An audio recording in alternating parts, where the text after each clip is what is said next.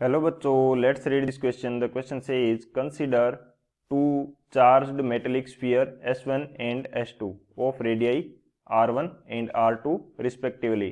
The electric fields E1 on S1 and E2 on S2 on their surfaces are such that E1 by E2 is equal to R1 by R2.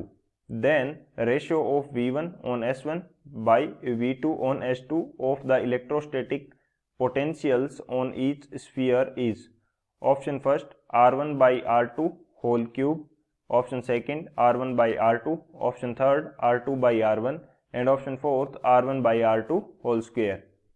इस question के अंदर हमें दो metallic sphere की बात की जा रही है S1 एंड S2 जिनकी रेडियस R1 एंड R2 है और इनके ऊपर जो इलेक्ट्रिक फील्ड है उनका रेशियो है R1 बाई R2. तो हमें इनके ऊपर पोटेंशियल जो है उनका रेशियो फाइंड आउट करना है. बात करते हैं की कंसेप्ट की यदि बात करें तो की कंसेप्ट इस क्वेश्चन के लिए हमारे पास क्या होगा. हम देख लेते हैं कि मेटेलिक स्फीयर के कारण हमारे पास उसकी सरफेस पे पोटेंशियल और इलेक्ट्रिक फील्ड की जो वैल्यू है वो किस प्रकार से फाइंड आउट की जाती है.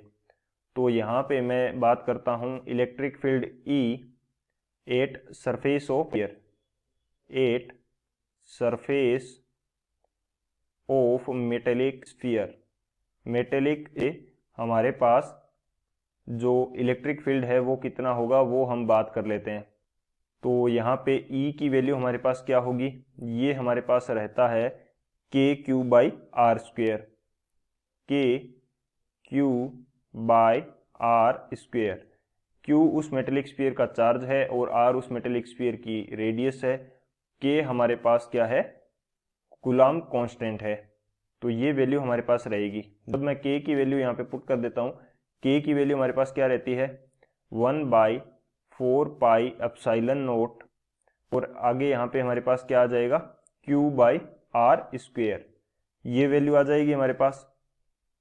अब हम क्या करते हैं कि इसको ऊपर नीचे मल्टीप्लाई कर देते हैं. किससे, ऊपर नीचे इसको मैं मल्टीप्लाई कर देता हूँ आर से, ताकि मैं इससे क्या बना सकूं, वॉल्यूम चार्ज डेंसिटी इसे बना सकूं. और मेरे को यदि इसको वॉल्यूम बनाना है तो यहाँ पे मेरे को 3 से भी ऊपर नीचे मल्टीप्लाई करना पड़ेगा. तो ये एक 3 यहाँ पे और एक 3 मैं यहाँ पे लिख देता हूँ क्योंकि नीचे वाला 3 तो ऊपर जाता है. अब इसको थोड़ा सा रीअरेंज करेंगे तो ये वैल्यू हमारे पास आ जाएगी क्यू आर और यहाँ पे क्या आ जाएगा 4 बाई 3 पाई आर क्यूब और ऊपर जो 3 बचेगा वो कहाँ चला जाएगा, 3 जो है वो हमारे पास यहाँ बच जाएगा. तो ये वैल्यू रह गई. जब ये जो वैल्यू है q by 4 pi r cube, ये हमारे पास क्या होती है वॉल्यूम चार्ज डेंसिटी. इसको हम रिप्रेजेंट करते हैं रो से. इसकी वैल्यू क्या आएगी क्यू चार्ज बाई वॉल्यूम. तो ये किसके इक्वल हो जाएगी q by 4 by 3 pi r cube के इक्वल. तो अब इलेक्ट्रिक फील्ड जो है इसकी वैल्यू हमारे पास कितनी आ जाएगी क्यू आर. और क्यू आर की जगह मैं क्या यूज कर सकता हूँ, क्यू की जगह तो हम यहाँ पे volume charge density rho use करने वाले हैं. तो नीचे क्या बच जाएगा 3 और एक हमारे पास यहाँ पे एप्सिलॉन नोट भी आएगा. तो ये बच जाएगा हमारे पास 3 एप्सिलॉन नोट. ये हमारे पास वैल्यू आ जाएगी इलेक्ट्रिक फील्ड की. तो इसी तरह से हम पोटेंशियल के अंदर भी रिलेशन फाइंड आउट कर सकते हैं. पोटेंशियल क्या होता है, सरफेस के ऊपर यदि मैं पोटेंशियल V की बात करूं तो V हमारे पास रहता है के क्यू बाई आर. अब सेम कंडीशन हमें इसके लिए करनी पड़ेगी 1 by 4 pi epsilon nought into q by r हो जाएगा. इसको हमें मल्टीप्लाई करना पड़ेगा आर स्क्वेयर से. तो ऊपर नीचे दोनों साइड मैंने आर स्क्वेयर से मल्टीप्लाई कर दिया और यहाँ पे हमें मल्टीप्लाई करना पड़ेगा 3 बाई 3 से. तो ये सेम इलेक्ट्रिक फील्ड की तरह चेंज हो जाएगी वैल्यू. ये हमारे पास कितनी आ जाएगी, ये वैल्यू हमारे पास आ जाएगी rho R square by 3 epsilon note.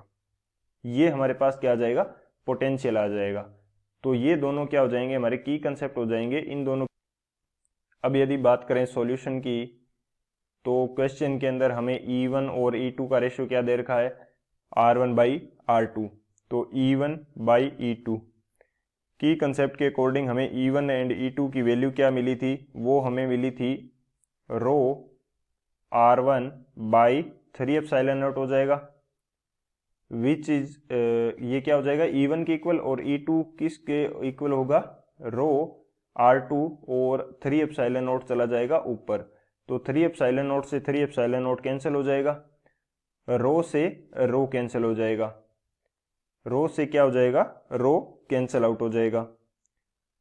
क्यों हो जाएगा, क्योंकि E1 बाई E2 की वैल्यू हमारे पास किसके इक्वल है, R1 बाई R2 के, तो रो 1 और रो 2 किसके इक्वल आएगा, यानी कि रो 1 और रो 2 इक्वल आ जाएगा, इसको मैंने मान लिया रो के इक्वल। ये तो हमने प्रैक्टिकली ये वैल्यू तो हमने फाइंड आउट करी है, और ये हमें क्वेश्चन के अंदर गिवन है, तो इससे हमने फाइंड आउट कर लिया कि रो 1 और रो 2 इक्वल हैं। अब हम वैल्यू फाइंड आउट करते हैं किसकी, जो पोटेंशियल है हमारा उसकी, V1 और V2 का रेशो फाइंड आउट कर लेते हैं, ये हमें फाइंड आउट करना है।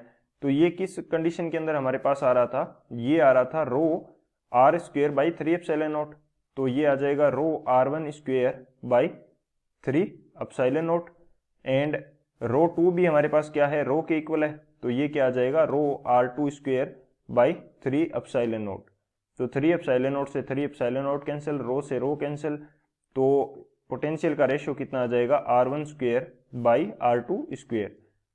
इलेक्ट्रिक फील्ड का हमने कहाँ पे यूज किया, रो 1 और रो 2 को इक्वलिटी का पता लगाने के लिए हमने यूज किया, ताकि ये कैंसिल हो सके। तो हमारा फाइनल आंसर क्या आ रहा है, R1 square by R2 square. तो कौन सा ऑप्शन करेक्ट हो जाएगा वो देख लेते हैं।